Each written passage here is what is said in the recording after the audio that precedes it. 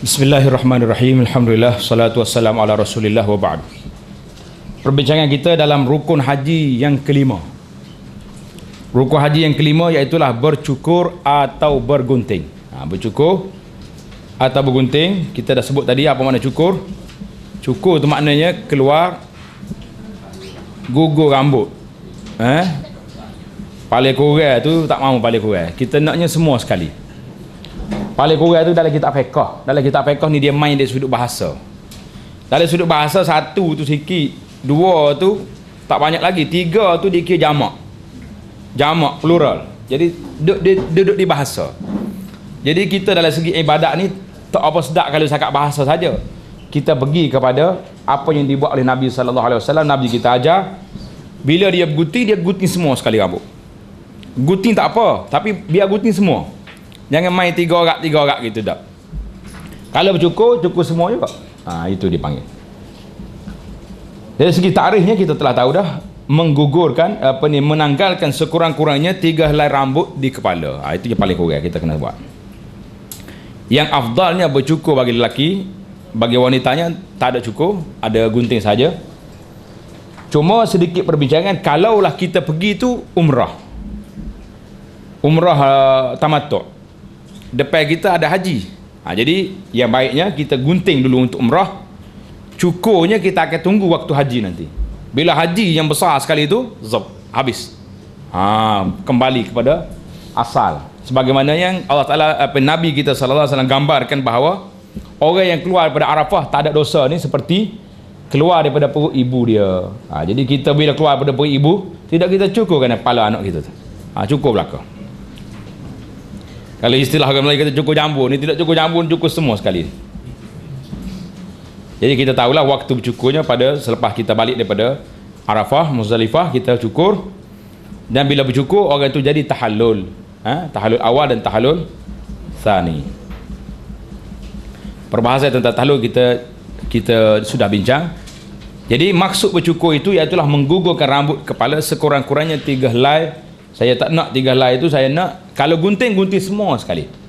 Dia kata mahal ustaz. Pergi ke kedai gunting dekat masjid tu, gunting 10 rial, cukur 5 rial. 10 rial ni banyak lah. Sikit nak banding dengan pahala ya Allah beri kepada kita. Itulah yang kita letih. Mahalnya cukur 10 rial. Mari daripada Malaysia ke Mekah berapa bayar? Kita tak kira hak tu lagi mahal. Bila nak sampai kesempurnaan bab ni, mikir pula 10 rial nak mahal. Hak lain kita kira kecil belaka. Jadi duk kira hak tu. Kira hak besar tu.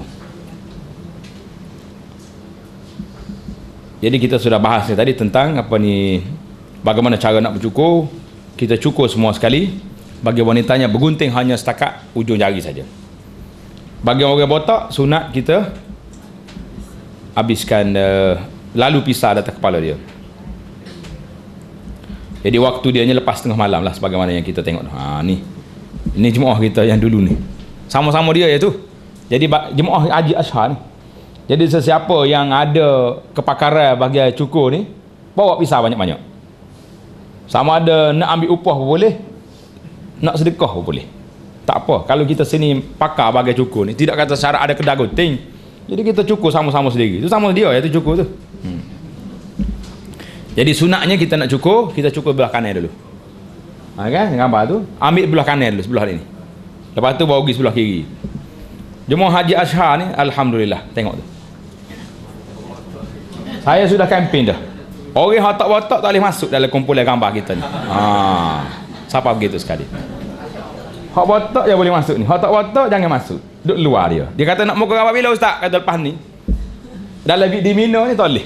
Ni kumpulan-kumpulan yang dapat doa 3 kali Nabi kita doa. Rahimallahul al-muhalliqin, orang yang bercukur. Cukur belaka. Apa yang peliknya? Saya kalau rombongan kita ni ada orang besar, ada datuk siapa, kita campaign datuk dulu. Kalau datuk tu buat hak kapur ni tak saya cukur malu. Jatuh standard betul tak? Jadi dalam haji ni tak ada datuk siapa lah. Wakil rakyat ada, pensyarah ada, profesor ada, semua ada. Ahli-ahli jutawan pun ada. Jadi tak ada masalah. Semua sekali cukur kepala kerana kita nak ambil yang paling afdal sekali. Jadi ada juga setengah muslimat itu ni, suami mari, dia tu ustaz saya nak cukur dah. Hajah tak apa bagi pula. Dia sandar ke hajah dia. Saya tanya hajah kaunseling ke ada. Ajah pernah tengok kau tidak? Hak asli kekanda haji ni. Dia kata dok lagi. Jak zaman mula-mula nak jadi suami dulu pun. Kalau tanya nak jumpa tu kak habis masa tu minyak bel cream kau apa nama? Tak yang zaman dulu kan. Lo ni macam minyak rambut dah. Berjetak terboje mari dak. Pas nikah tak aja kelis harga asli. Jadi bila nak tengok ni? Bila lepas kita tahlul biar nampak hak asli tu. Seperti hari yang dilahirkan oleh ibunya. Cantik kan tu. Jadi motivasi awal-awal lagi kita pakat cukup. Ustaz dia pun mula startnya tu. Kalau ustaz tak cukup jadi ni kata nak tengok siapa dia. Alhamdulillah setakat kita motivasi ni boleh kata peratus yang cukup tu tinggi sangatlah. Sampai dekat 99%. Ada seorang yang tak cukup dia mari minta maaf sebab kepala dia ada masalah. Kata dia adalah yang alasan-alasan dia kata saya tidak jadi masalah.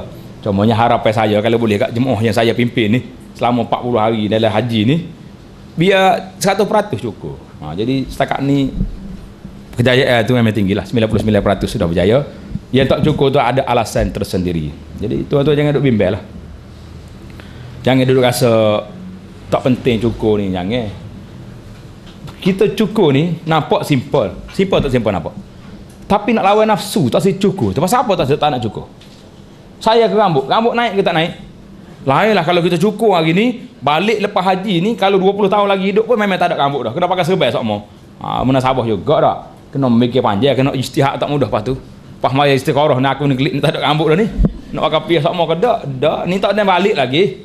Kalau kita nak sampai Madinah tu kena gunting pulak nak balik tu. Sebab naik pulak dah rambut. Kena rasa jenis rambut lebak pulak ke. Kena nasi minyak kambing hari-hari naik sementai rambutnya. Baiklah. Jadi tengok ni kenangan begini ni comel. Hak ni hak tahun 2000. Selalulah boleh katakan setiap tahun kita kempen jemaah kita bersyukur kerana nak ambil yang afdal yang terbaik. Rukun yang bab cukur ni ada soalan? Tak ada lah. Kalau tak ada soalan saya pindah terus kepada rukun haji yang ke-6. Iaitulah tertib pada kebanyakan rukun. Jadi tertib pada kebanyakan rukun. Kita tengok sini. Rukun haji adalah dikerjakan dengan tertib pada kebanyakan rukun. Didahulukan niat dari rukun lain. Hak ni tak boleh tukar. Niat mesti kena dulu. Yang kedua, yang boleh kita tukarnya sa'i. Boleh tukar. Sa'i haji boleh dibuatkan sebelum wukuf. Begitu juga bercukur atau bergunting boleh dilakukan selepas wukuf apabila telah masuk waktu dan sebelum tawaf rukun. Yang nak gunting dulu boleh sebelum kita pergi ke pergi tawaf. Itu di antara perkara yang boleh kita tukar. Jadi ringkasannya segala rukun-rukun haji dilakukan secara bersusun bermula daripada niat ihram, wukuf di Arafah, tawaf ifadah, sa'i dan bercukur. Jadi itu asalnya tertibnya macam tu. Tapi kalau nak berlaku sedikit pertukaran, ada di antara rukun-rukun haji yang boleh dilakukan tanpa perlu mengikut tertibnya seperti melakukan sa'i sebelum wukuf di Arafah, sebelum tawaf. Jadi sa'i boleh, sa'i je yang boleh pergi dulu.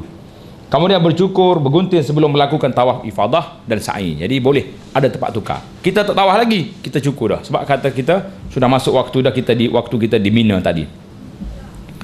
Ni carta ni agak kelang kabut lah sikit, jadi kita tengoklah urutan dalam melakukan ibadah haji. Jadi saya dah sebut tadi cara pertukaran tu berlaku di mana apabila kita nak buat nafas awal tadi, nak buat apa tahlul awal dengan tahlul sani tadi. Dalam carta dia tu sudah ada bagaimana cara kita nak buat.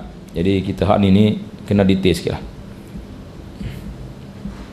Kita pergi kepada rukun haji telah selesai. Berapa kita ulas sekali lagi rukun haji berapa? 6 perkara. Yang pertama niat. Yang kedua wukuf di Arafah. Yang ketiga tawaf. Yang keempat sa'i. Yang lima bercukur atau bergunting. Yang keenam tertib pada kebanyakan rukun. Jelaslah kepada kita tak? Kalau ada soalan apa-apa sebelum saya pindah ke wajib haji. Ada soalan ke dalam bab rukun? Jelas dah tak? Sebab setiap tempat step tu kita dah berhenti tanya soalan dah. Baiklah, kita berpindah kepada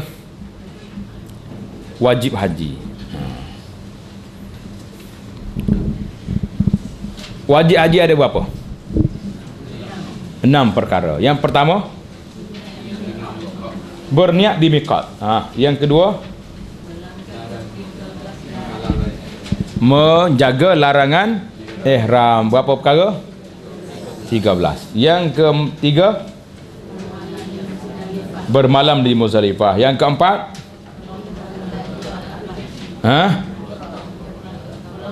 melontar jamrah Aqabah. Yang kelima, bermalam di Mina. Yang keenam, melontar 3 jamrah pada hari 11 dan 12 atau terus kepada hari 13. Silah itu tak? Boleh masuk dah? Jadi kita pergi kepada wajib haji. Apa dia maksud wajib haji itu, tuan-tuan muslimin dan muslimat? Pengertian wajib haji ialah pekerjaan yang wajib dilakukan ketika mengerjakan haji. Wajib tu amalan yang wajib kena buat, bukan sunat yang wajib.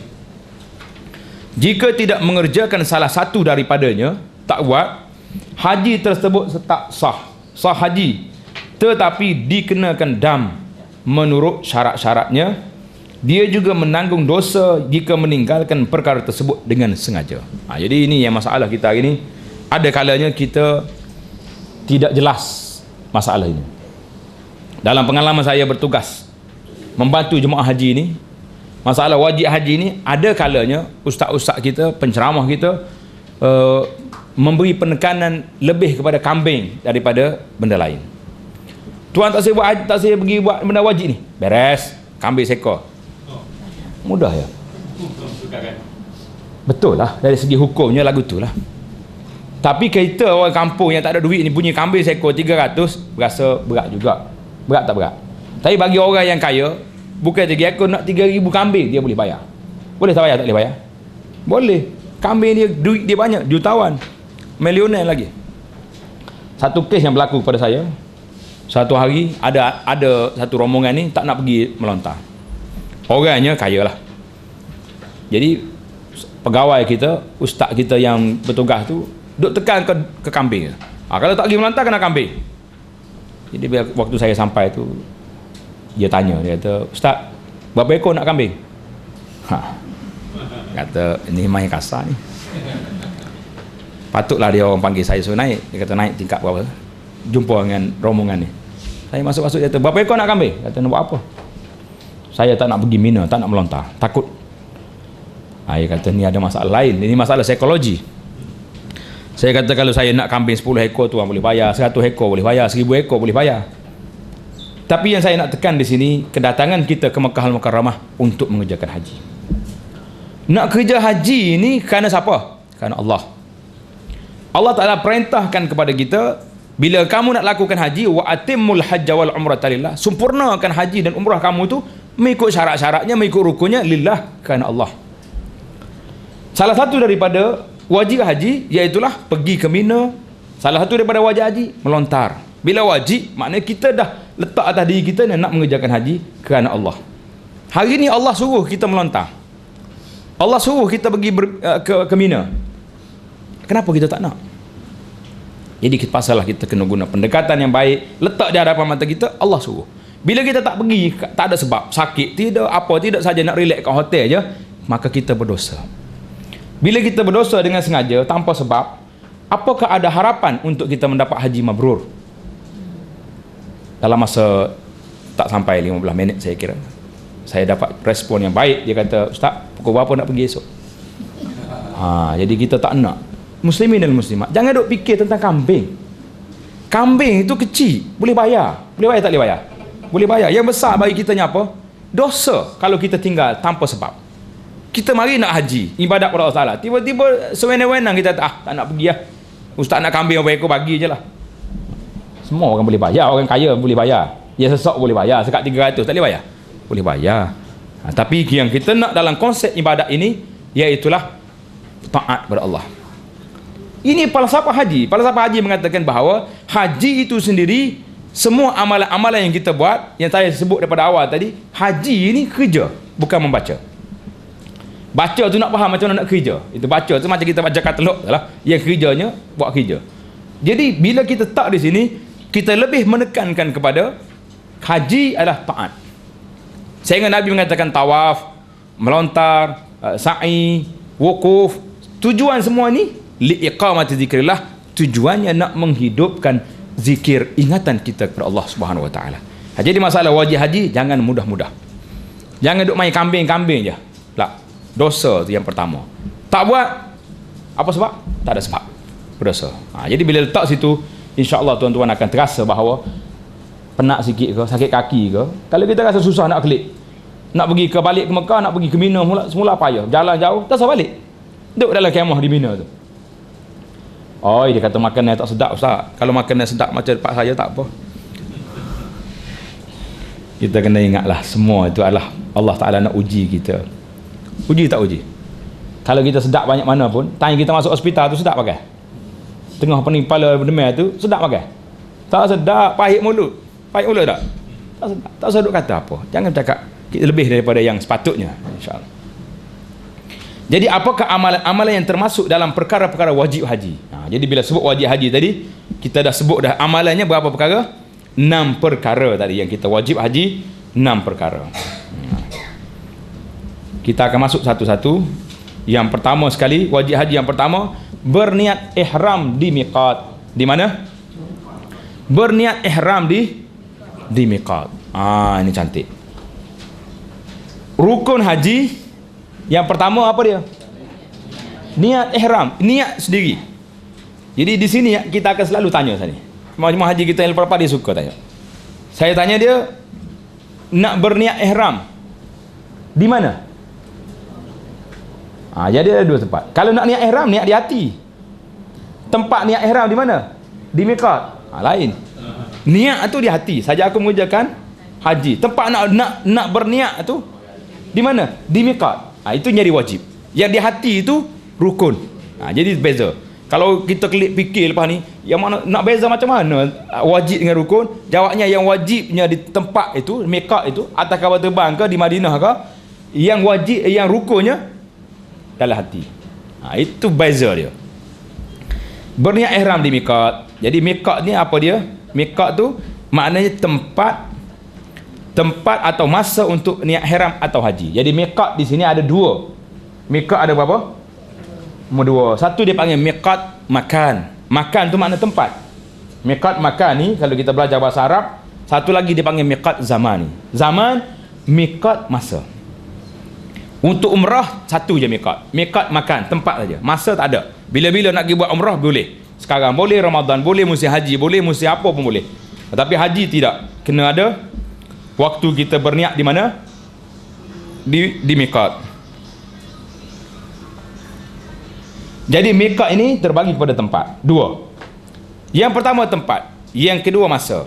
Saya ambil yang pertama dulu. Masa mengerjakan haji bila? Daripada 1 Syawal sehingga 10 awal Zulhijjah. Jadi lepas pada masuk waktu subuh hari 10 Zulhijjah itu sudah tamat waktu niat haji. Adapun umrah, waktu miqat zaman ni tak ada. Terus je bila-bila masa nak. Baik. Miqat makani, miqat tempat. Tempat ini ada 2 kategori. Yang pertama jemaah luar Mekah. Macam kita ni dalam Mekah ke luar Mekah? Luar Mekah. Mari daripada Malaysia, daripada England, daripada London semuanya, daripada Amerika, Eropah ke berapa nama ni, Indon, semuanya luar miqat. Oleh kerana kita luar miqat, maka kita miqat yang telah ditentukan oleh Nabi SAW ada beberapa tempat. Yang pertama sekali dipanggil Qarnul Manazil. Qarnul Manazil. Yang kedua Yalamlam. Yang ketiga Juhfah. Yang keempat Zatu Irqin. Yang kelima Abyar Ali ataupun Zul Hulaifah. Zul Hulaifah ni yang paling jauh sekali jarak dia, tengok dalam kedudukan dia. Zul Hulaifah dengan Mekah lebih kurang dalam 450 atau kurang sikit kilometer. Jadi lain dekat. Macam Qarnul Manazil 94 kilometer. Dekat. Ini jarak dia. Jadi Qarnul Manazil bagi kita yang nak pergi Mekah terus dengan kapal terbang, kita kena niat di mana? Di Qarnul Manazil. Sebab kapal terbang kita mari daripada sini terus ke Jeddah. Qanu manazil. Jadi kalau orang dulu, tok nenek kita pergi Mekah dulu, naik kapal laut, dia niat di Yalam Lam. Yalam Lam. Dia tepi ni, Yalam Lam ni mai ikut laut, tepi tu dia niat situ. Kita atas kapal terbang naik ni. Bagi kita yang pergi ke Madinah dulu, kita akan niat di Zulhulaifah atau Bir Ali. Itu miqat. Dia panggil miqat makani. Jadi sesiapa yang lalu kawasan miqat ini, dia tak berniat, maka dia berdosa. Kerana sebab apa berdosa? Sebab dia telah tinggal salah satu daripada wajib haji. Wajib haji berniat di miqat.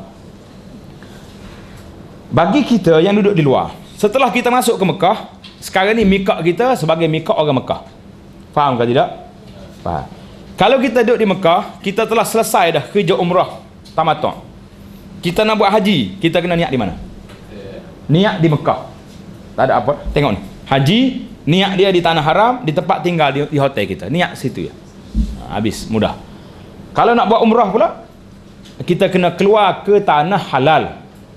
Jadi tanah halal yang paling dekat dengan Mekah, nama dia At-Tan'im. Tan'im dengan Masjid Haram tu lebih kurang dalam 7 km saja. Itu yang paling dekat sekali. Itu yang ramai orang pergi niat umrah situ. Ataupun Hudaibiyah 22 km. Sumaisi lebih kurang juga. Ja'ranah jauh 20 km lebih, tapi sempadan dia hanya di Asy-Syara'i lebih kurang dalam 16 km. Semuanya jauh. Yang kesimpulan kitanya, orang nak buat umrah duduk di Mekah dah, dia kena keluar ke tanah halal. Orang yang mari luar duduk di tanah halal dah, tak payah masuk. Kita niat di tanah halal dan kita masuk ke tanah haram. Jadi kalau orang tanya kita, apa benda yang kita wajib kena campur di antara halal dengan haram? Kalau makan, campur halal dengan haram, jadi haram ke jadi halal? Haram. Kita tengah buat surau satu kawah, kacau daripada pagi sampai zuhur, dekat nak zuhur mari kata puru masuk plop dalam tu. Boleh makan tak boleh makan? Habis dah kita. Assalamualaikum, kacau saja. Itu di antara halal dengan haram tak boleh campur. Ada satu tempat, tuan-tuan kena ingat, wajib kena campur halal dengan haram. Dalam bab apa? Bab haji dengan umrah. Dia kalau balik ni boleh buat teka-teki. Siapa dia tahu? Ada juga perintah Allah Ta'ala kena campur halal dengan haram. Ni tak masuk dalam halal judi, haram terus. Ada lesen, tak ada lesen pun memang haram dah. Bantahan ni wajib kita kena bantah. Kalau tidak, celaru. Dunia hari ni celaru. Dalam khutbah saya cerita, tuan-tuan, kalaulah kerana takut orang berjudi haram kita bagi lesen, bagaimana dengan anak-anak yang anak zina banyak dalam hutan, dalam tong sampah sekarang ni? Apa kata untuk menyelesaikan masalah kita bagi lesen? Awak nak zina, ambil lesen, saya injek, tak mengandung 3 bulan. Lesen untuk 3 bulan. Lesen untuk seminggu kita bagi. Sesat, tak adalah buai anak sana sini sebab ada lesen. Boleh terima ke lagu tu? Tak boleh terima. Itu isu lain. Tapi kita ni isu lain pun kita kena bincang sebab isu umat Islam. Tidak sampai ni benda besar ni. Bagi saya anjida yang besar apabila kita main-main dengan hukum Allah Subhanahu Wa Taala. Baik. Sambil-sambil kita gurau halal dengan haram yang boleh campurnya. Bukan boleh campur, kena campur. Jadi kalau duduk, oleh kerana kita duduk di Mekah dah, pasal apa kita niat di Mekah haji? Sebab kita nak pergi ke Arafah. Arafah tanah halal ke haram? Tanah halal. Lepas tu dia panggil Al-Mash'aril Haram tu Muzdalifah. Mekah tu Arafah, Al-Mash'aril Halal, tanah halal. Jadi kita kena beza. Bila kita duduk di Mekah nak buat umrah, pasal apa kita kena keluar ke tanah halal? Sebab umrah di Mekah, tawaf sa'i di Mekah. Jadi nak pergi haji, kenapa tak payah pergi ke Tan'im? Sebab kita nak keluar ke tanah halal. Mana tanah halal kita akan pergi? Arafah. Ingat tak?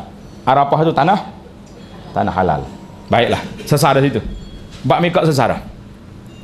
Kita akan pergi kepada nama tempat tadi saya dah sebut beberapa cara. Yang penting bagi kitanya masalah miqat ini, iaitulah tuan-tuan dan puan-puan kena berniat ihram di miqat. Semua orang yang nak pergi haji, nak pergi umrah, wajib dia berniat ihram di miqat. Tak boleh kata tak apa ustaz. Ini soalan yang antara soalan yang famous lah yang saya terima. Biasa orang perumahid dia kata ustaz, saya tak nak ihram hari ni. Habis nanti selesai haid saya ni 5-6 hari lagi di Mekah, nanti saya pergi Tan'im, saya niat. Boleh macam tu? Boleh ke tak boleh? Tak boleh. Sebab kita telah langkah miqat tadi. Tan'im bukan miqat. Tan'im tanah halal yang paling dekat. Miqat tu Nabi telah bersabda, hunna lahun. Bila Nabi sebut 5 tempat miqat ni, Nabi kata hunna lahunna. Ini bagi orang di kampung ini. Waliman ata alaihinna, bagi orang yang datang lalu ikut jalan ni, man aradal hajja wal umrah, orang nak haji dengan umrah wajib kena niat situ. Jadi tak kira orang haid ke orang tahu apa, asal dalam hati dia niat nak pergi Mekah, maka dia kena niat macam tu. Kalau kita terasa mungkin haid kita ni tak berhenti, maka ubat pun tak selesai juga, maka kita kena niat bersyarat seperti yang kita belajar pagi. Jadi sampai 5 hari tak berhenti juga, maka ubat pun tak irau juga dia, mari juga haid. Assalamualaikum, 2 jam lagi kapal terbang nak naik, nak pergi ke Jeddah, kita pun berniat buka ihram, tak ada apa-apa, pakai baju biasa, umrah ni tak boleh apa-apa. Kalau tanya pergi mana? Pergi Mekah, jangan royak pergi umrah. Sebab kita buat umrah tak sudah, umrah kita tak jadi sebab belum tawaf, belum sa'i, cuma dia niat ya. Jadi kita kena kata saya pergi ke Mekah, buat apa? Nak cuba buat umrah tak dapat. Baiklah, ini di antara tempat-tempat yang kita nampak kedudukan miqat. Kemudian ni masjid-masjid yang biasa orang pergi niat umrah di tanah halal ni, iaitulah miqat umrah di Tan'im, miqat umrah di Hudaibiyah, miqat umrah di Al-Ja'ranah. Itu biasa dah orang pergi tu. InsyaAllah tuan-tuan akan sampai juga sini.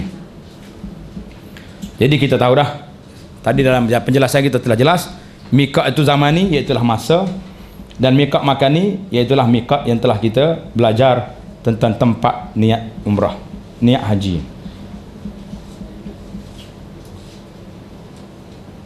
Jadi hukum hakam berkaitan berniat ihram di miqat.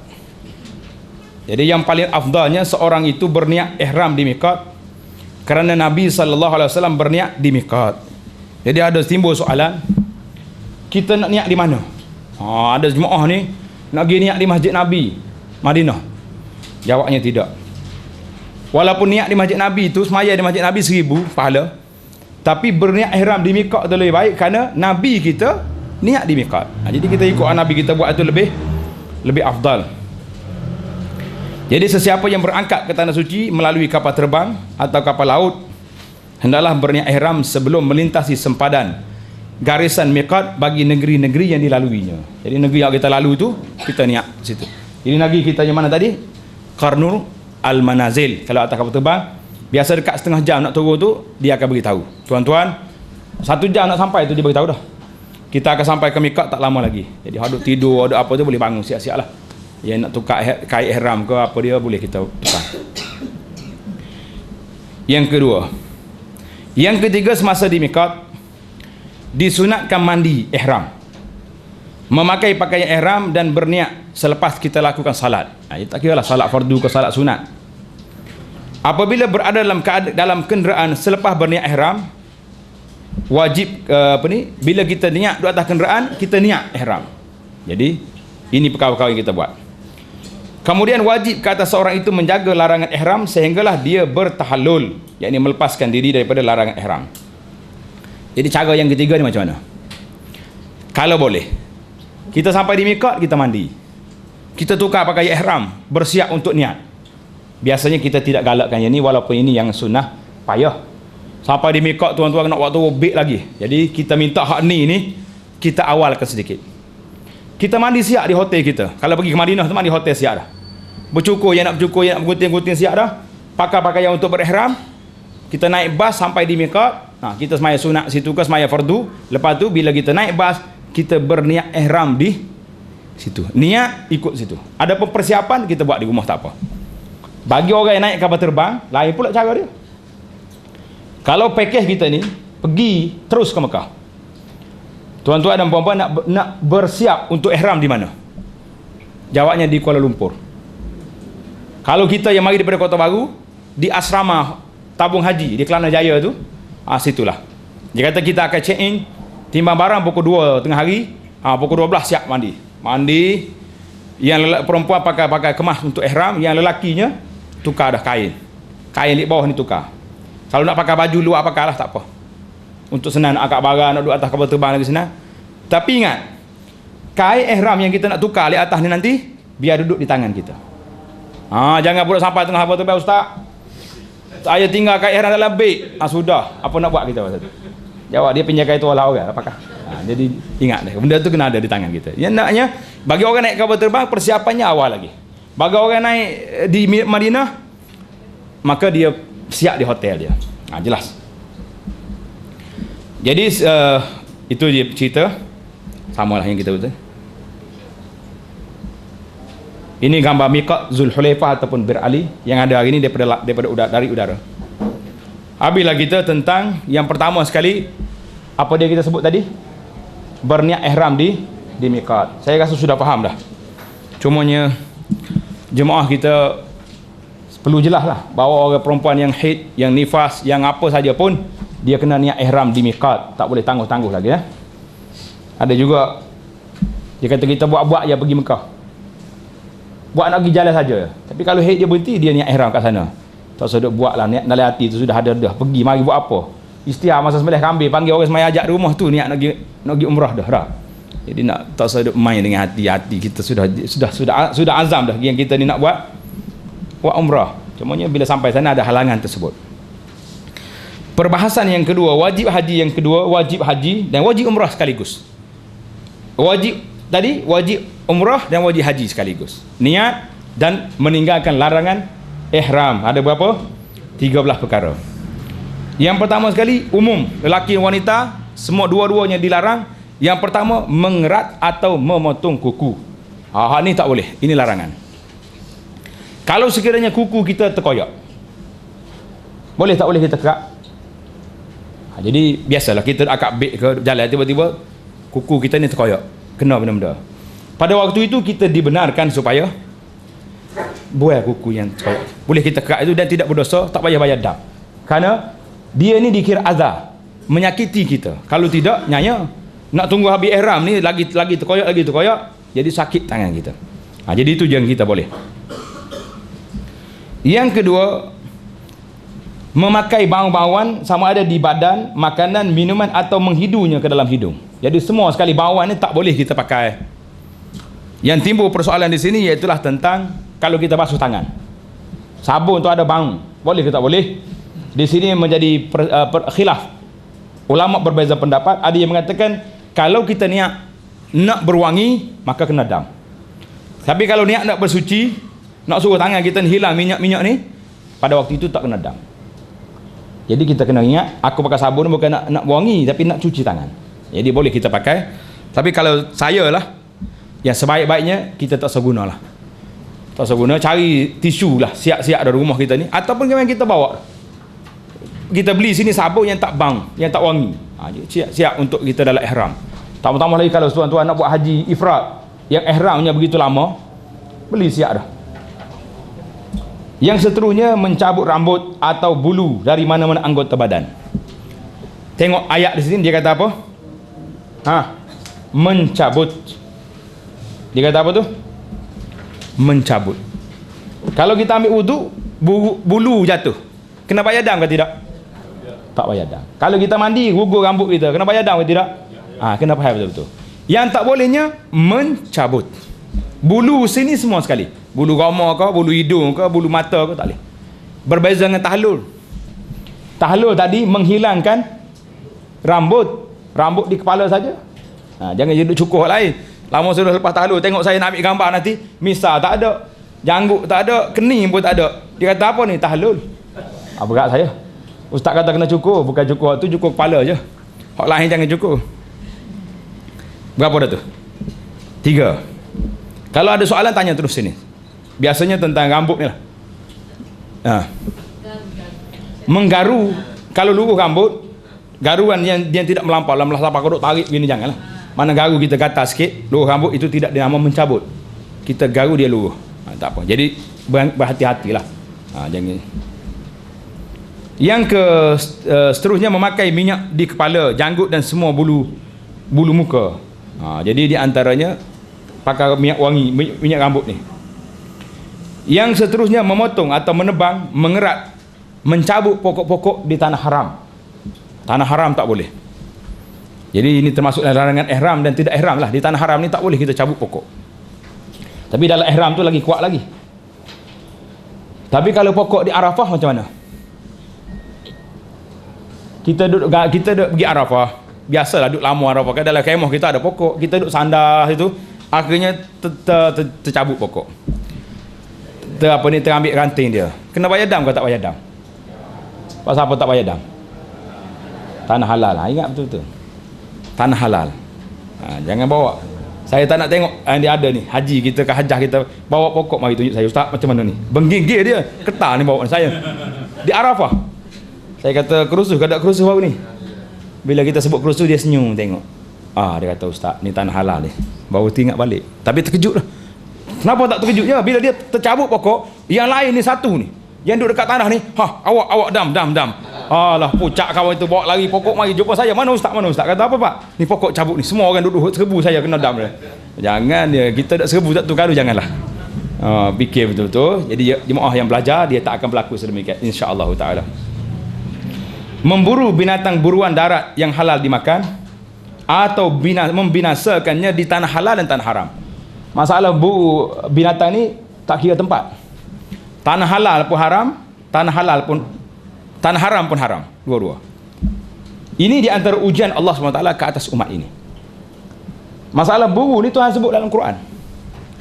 La yabluwannakumullahu bisyai'in minas saidi tanaluhu aydikum wa rimahukum. Allah Ta'ala kata, ya ayyuhalladzina amanu la taqtulus sayda wa antum hurum.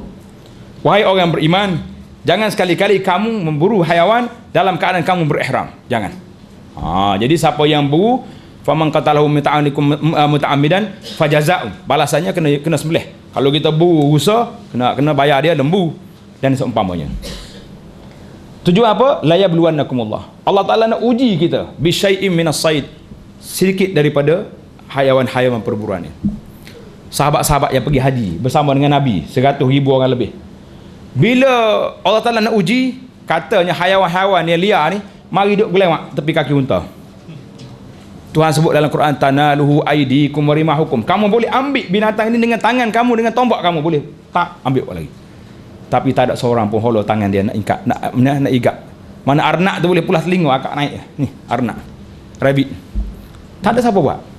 Ini menunjukkan bahawa umat Muhammad sallallahu alaihi wasallam ni satu umat yang cukup berdisiplin, yang cukup patuh pada Allah Taala.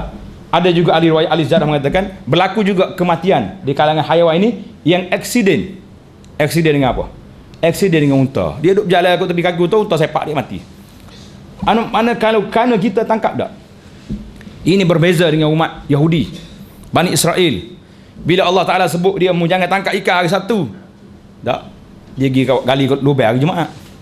Hari Sabtu ikan masuk, duk rehat dalam tu, petang satu, dia pergi tutup lubang ikan nak keluar. Dia kata kami tak buat apa-apa, dia masuk dalam ni. Siapa suruh masuk? Hari Ahad, dia pergi ambil ikan. Dia kata hari Sabtu kita tak tangkap dia. Hari Ahad kita tangkap. Itu dia panggil buat helah, nak cari benda haram, nak halalkan benda haram. Kemudian Allah Ta'ala jatuhkan hukum yang kat atas mereka dengan begitu dahsyat. Kunu qiradatan khasi'in, ada yang jadi kera, yang jadi monyet. Allahu Akbar. Umat terdahulu. Tapi umat Muhammad sallallahu alaihi wasallam umat yang baik, tak ada yang buat kerja perangai macam tu insya-Allah Ta'ala. Barulah kita pergi kepada yang seterusnya, melakukan pendahuluan persetubuhan. Jadi bila kita ihram, isteri yang kita sayangi tu boleh tengok je. Tengok nak kenyuk mata pun tak boleh. Main-main jeli mata tak boleh. Tengok je. Macam tengok orang lain belum kahwin dulu. Tengok saja belah. Itu ujian Allah SWT kepada kita. Dia main kuti-kuti atas bah jangan. Saya cakap betul-betul. Tahun lepas ada orang cerita atas bah dia gelap, jam pula, duduk dekat-dekat. Lepas itulah saya kata tuan-tuan haji dan hajah di atas bah ni, yang haji duduk sama haji dekat-dekat lah, yang isteri sama isteri duduk sekali. Dia ujian Allah Ta'ala ni memang masalah. Bila dia larang, berlakulah bendanya tu. Nak tahu, kalau nak suruh laku buku saya ni, tengok macam mana. KDN telah mengharamkan buku ni. Harga 30, orang akan beli dengan 100 rial, 100 ringgit sebab dah haram. Kita pun bini kita masuk dekat rumah tak tengok-tengok pun dia, tak? Masa nak minum pun minum seorang, dia minum seorang, sama seorang ya. Saya masa pergi Mekah, Allah Ta'ala nak uji kita, nampak cantik pula dia kata. Ada seorang pakcik tu jumpa saya, dia tu ustaz betul lah. Bila Tuhan larang, saya tengok bini saya, dia ada cucu ramah dah. Kat rumah dia tidur dengan cucu dia, saya tak cari dia. Sampai di Mekah ni, nampak muda pula makcik tu. Aduh, naik taraf betul. Saya pun letih nak jawab tuan-tuan muslimin muslimat.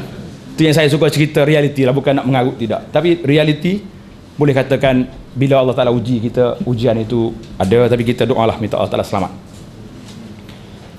Yang seterusnya, larangan yang seterusnya ini bersetubuh. Tak ada satu amalan yang dilakukan oleh jemaah haji yang melibatkan hajinya batal kecuali dengan bersetubuh sebelum tahallul awal. Belum tahallul awal dia bersetubuh, maka hajinya fasik, hajinya rusak, dan dia kena ganti lagi tahun depan. Wajib ganti, dia kena bayar dam dia seekor unta. Jadi yang lain-lain tu tak terlibat dengan batal, kena bayar dam. Yang seterusnya berkahwin atau mengahwinkan atau menerima wakil kahwin, semua tak boleh. Jadi contohnya kalau kita duduk di Mekah, hari raya haji, kita masih lagi belum tahallul. Dalam ihram, anak kita telefon abah, orang nak kahwin ni, minta wakil, tak boleh lagi. Tak boleh wakil lagi. Tunggu dia lepas buka tahallul awal, tahallul tsani, nanti barulah selesai, baru boleh wakil kahwin. Itu untuk umum lah. Biasa wakil tadi untuk lelaki. Tapi bagi fokus kepada lelaki saja, larangan ihram bagi lelaki saja iaitulah memakai pakaian bersarung atau berjahit atau bercantum. Jadi kita kena ingat, biasa kita duk khusus tak boleh pakaian berjahit. Nah, bila berjahit, ada orang susah hati dia tu, ustaz, macam mana saya nak pakai kain ihram ni, ada jahit zigzag kat tepi tu. Kain ihram dia kan, takut bulu tepi tu, dia jahit tepi. Boleh pakai tak boleh pakai? Berjahit tu? Jadi kena faham betul-betul. Maknanya tak boleh bercantum. Yang berbentuk macam kita ni. Macam masuk satu anggota, tak boleh. Jadi itu di antara pakaian laki-laki yang tak boleh pakai. Orang laki-laki dalam ihram dia, semua pakaian yang bercantum tak boleh pakai. Yang berjahit tak boleh pakai. Tetapi kalau terdesak, macam nak buat, kita boleh pakai, tidak berdosa tapi kena bayar dam. Termasuklah selipar. Selipar kita ni dalam muzakarah haji kebangsaan tahun 2010 ni telah memutuskan bahawa semua 5 jari ni kena keluar belaka. Saya cerita hak putusan muzakarah ni. Yang saya tak setuju cerita lain. Yang saya kata kalau dah keluar buku jari ni cukup dah. Tapi muzakarah haji kena ingat, jangan ikut saya, kena ikut muzakarah tu. Sebab bila sampai di airport nanti, pegawai-pegawai kita ni akan tengok, pakcik, selipar ni tak cukup syarat. Jadi kita kena beli selipar. Saya angkat selipar ni bukan nak hina tuan, tidak, tapi contohlah. Jadi biar buka semua ni nampak jari kita. Beli selipar yang macam ni. Selipar Jepun lah. Selipar yang macam ni. Belakang buka, depan buka. Menyelesaikan banyak masalah.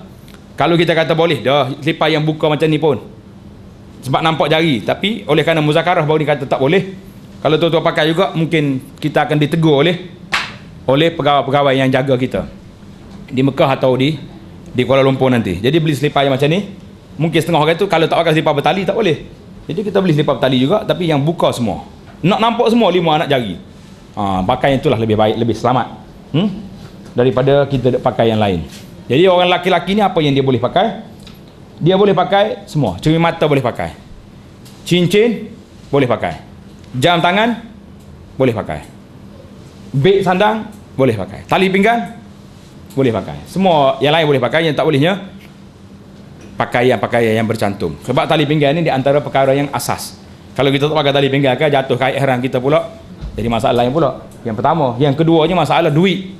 Mungkin kita pakai beg kita di pinggang ni, nak masuk duit dalam tu dan sebagainya untuk keselamatan, pada waktu itu dibenarkan.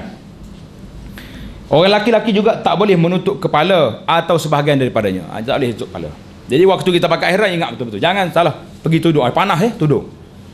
Tapi dalam ihram dia bagi 2 kategori. Satu benda yang merusakkan, satu benda yang tak merusakkan. Benda yang tak merusakkan macam kita pakai pakaian. Terlupa. Tudung kepala kerana panas. Mari kawan kita, awak sudah ihram dah? Sudah umrah dah? Belum? Ni apa tu? Maaf. Keluar. Rusak tak rusak kepala kita? Tak rusak. Tak payah bayar dam. Kerana kita terlupa. Bila diingatkan kita terus je buka. Tapi kita duk ambil kat kuku, tek kat aku. Mari kawan sebilik, pakai ihram kat kuku ke? Terlupa. Kuku kita boleh masuk balik ke tak boleh masuk balik? Jadi dalam kitab fiqh Syafi'i kata, walaupun kita tersalah kena bayar dam juga kerana benda tu sudah rusak. Itlaf. Sudah rusak, nak ambil balik kuku, tepek semula sini tak terlekat dah dia. Jadi beza di antara benda yang rusak dengan benda yang tak rusak. Yang tak rusak teruskan.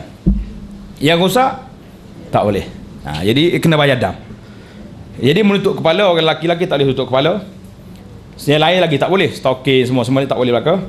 Kita fokus kepada larangan yang khusus bagi wanita, iaitulah menutup muka. Jadi tak boleh tutup muka orang perempuan.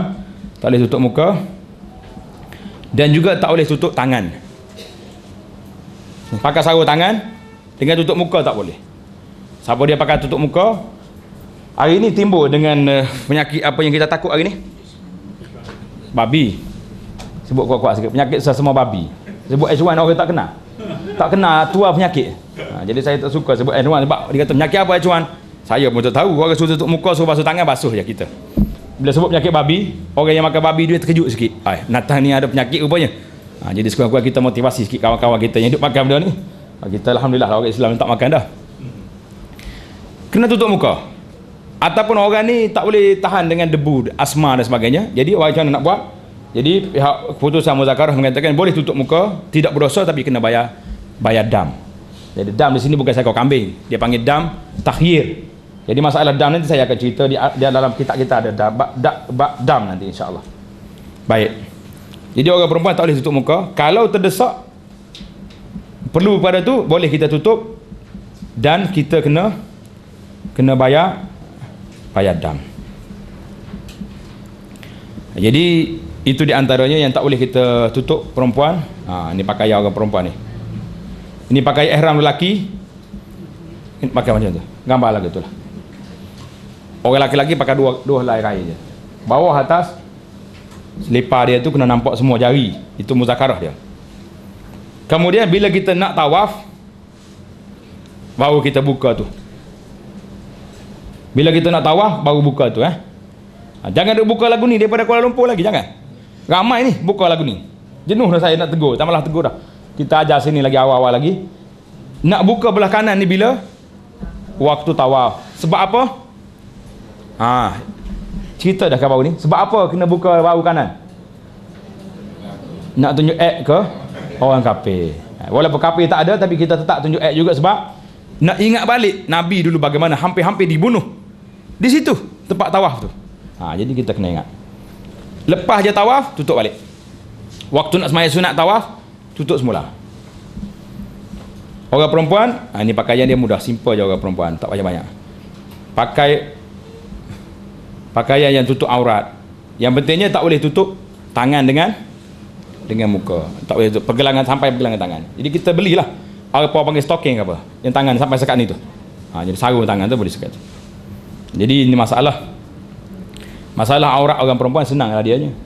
Dia tak boleh tutup muka dengan tangan dia saja. Yang lain tu semua kena tutup. Stocking boleh pakai, apa saja dia boleh pakai. Jadi masalah aurat orang perempuan kita kena perhati betul-betul lah. Waktu kita pergi haji kita tutup aurat, jangan balik pula tak tutup aurat ya. Kerana itu kewajipan. Ini di antara gambar-gambar yang menunjukkan gambar-gambar pakaian anak-anak kita hari ini yang tidak ikut syariat, yang tidak patuh syariat. Jadi insya-Allah gambar-gambar ni yang saya akan bagi pada tuan-tuan nanti. Insya-Allah kita akan ambil di tempat nak bagi nanti. Baiklah. Itu di antara larangan ihram kita ada berapa belas? 13 perkara.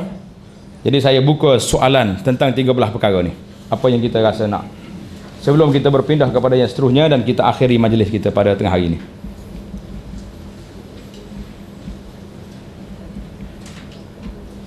Ada soalan tak? Dalam masalah larangan ihram. Tak ada dah? Ya.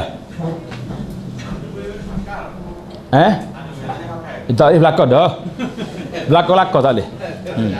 Dia boleh sebab tu dia bagi pakai tali pinggir tadi. Tali pinggir ada tu kan tu dah. Jadi berlatihlah pakai kain sarung pergi masjid tu, jangan pakai sari dua ni. Kita test dulu tengok boleh ke tak boleh.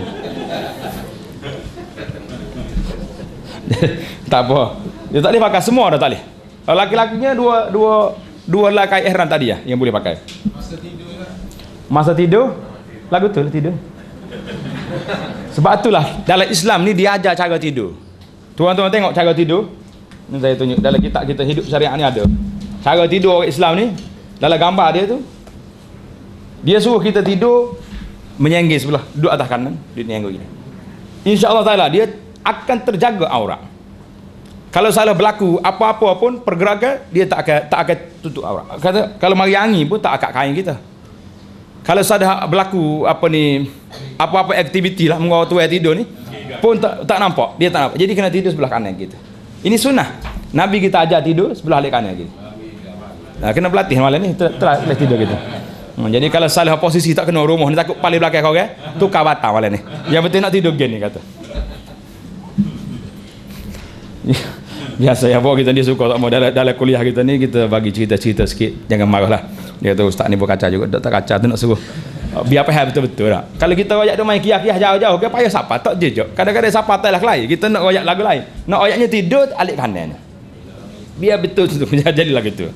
Jadi di antara sunat-sunatnya bila kita tadi kita sebut tentang larangan, yang sunatnya sebelum kita niat ihram tu kita buatlah macam kerak kuku, nipis janggut dan misal sebagainya. Perkara-perkara yang kita dah sebut waktu di miqat yang sepatutnya kita kena buat. Mandi sunat ihram, ambil wudu, pakai wanginya di badan, jangan pakai di kain. Kalau pakai di kain tak boleh guna lepas tu. Pakai di badan kita.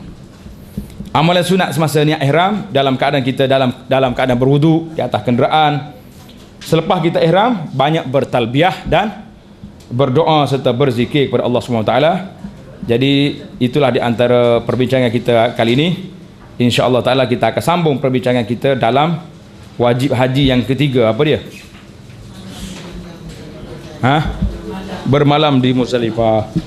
Cuma di sini ada timbul satu soalan tentang orang perempuan yang saya sebut tadi, orang perempuan yang haid. Kalau dia niat ihram, dia kena bersyarat. Kalau dia bersyarat, dia boleh keluar daripada ihram dia tanpa kena tunggu di Mekah. Tapi risikonya dia tak dapat umrah, tak dapat haji. Jadi kalau orang haji, kita bagi tak galakkan dia niat bersyarat. Jadi kalau timbul isu orang ni kena sebagaimana dalam soalan ni, boleh ke tak boleh kita tawaf tanpa dalam keadaan haid? Jadi dalam soalan kita ni sebut tentang kita pindah pada mazhab Hanafi. Yang tu boleh. Kita pergi pada mazhab Hanafi yang mengatakan boleh orang perempuan dalam keadaan terdesak dia tawaf juga, tapi perbincangannya panjang. Saya pun tak nak kemukakan pada umum. Kalau berlaku kes in case macam ni, kita akan buka perbincangan secara khusus saja. Kalau tidak dia berani sangat orang kita ni. Beres kata saya pergi tak apa, Hanafi ada. Jadi dia tak tahu risikonya banyak. Ustaz-ustaz yang akan mengendalikan kes ni yang terasa berat. Saya dah sebut pada kawan-kawan saya waktu di Mekah dulu. Biasanya kalau ada kes besar-besar dia akan panggil kita suruh pergi bincang. Saya kata dalam hidup saya ni ada beberapa kes yang saya cuba mengelak seboleh mungkin. Cuba elakkan. Yang pertama sekali kes orang perempuan haid tawaf. Kerana mazhab boleh katakan majoriti ulama kata tak sah. Ada segelintir kata sah, sebahagian kata sah, tapi hati kita rasa berat untuk melakukannya. Yang pertama. Yang kedua, tentang orang perempuan ada masalah dengan suami dia. Masalah nikah cerai. Ini saya tak nak campur. Bawa ke mahkamah lebih senang. Kerana dia cakap yang kita lain. Dia balas dengan bini di rumah dia lain. Dia kata lain. Saya tak kata. Bini kata dia kata dah cerai. Saya tak kata. Jadi bila tiba kita jatuh hukum tak cerai. Ini di antara kes yang saya tak nak ambil. Jadi kalau orang telefon saya, ustaz saya ada kes ni, saya kata pergi mahkamah lah. Jadi di antara kes-kes yang saya tak nak terima ya, yang tak nak bincang lah. Tapi kalau berlaku, kita cubalah mencari penyelesaian. Jadi insya-Allah taala kita akan sambung perbincangan kita pada sesi yang akan datang dalam bab sambungan kepada wajib haji yang ketiga, iaitulah bermalam atau bermabit di Muzdalifah, insya-Allah taala. Sekian, assalamualaikum warahmatullahi wabarakatuh.